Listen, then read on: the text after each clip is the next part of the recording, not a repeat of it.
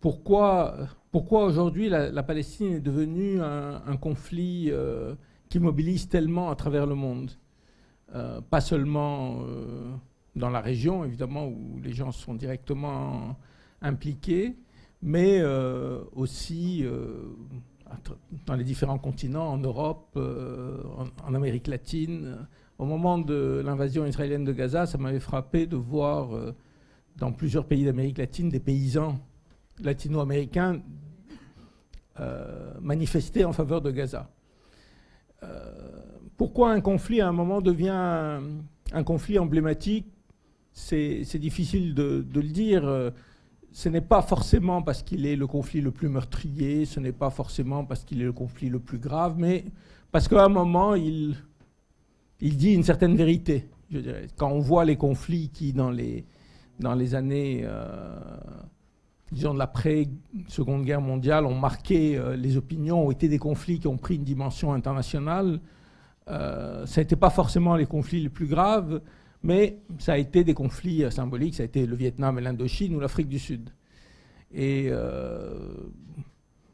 l'Afrique du Sud, c'est intéressant parce que quand on se souvient de quelle était l'argumentation du gouvernement sud-africain face à la réprobation générale qui, de plus en plus, accompagnait ce régime d'apartheid, c'était de dire, mais attendez, pourquoi vous nous mettez en accusation alors qu'il y a en Afrique toute une série de dictatures qui font encore plus de morts que nous, qui sont des dictatures beaucoup plus sanglantes, pourquoi nous?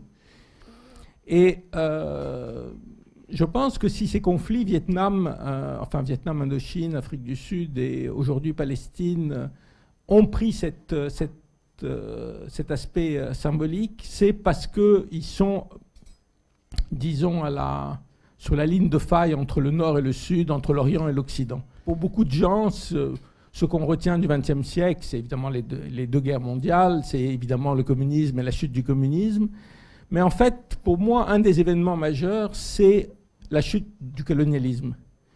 Aujourd'hui, ça nous semble être une évidence. C'est-à-dire que personne ne pourrait plus défendre un système dans lequel des pays étrangers dominent d'autres pays. Mais au 19e, 20e siècle, jusque dans les années, disons la Seconde Guerre mondiale, c'était le système dominant, et c'était un système qui était considéré par beaucoup encore comme un système, enfin, sinon éternel, mais un système appelé à durer. Et je pense qu'en partie, ce qui se passe en Palestine, c'est, on peut dire, le dernier avatar de ce système colonial. Et il remet, je dirais, dans le débat toute une série de questions autour de qu'est-ce qu'a été le colonialisme.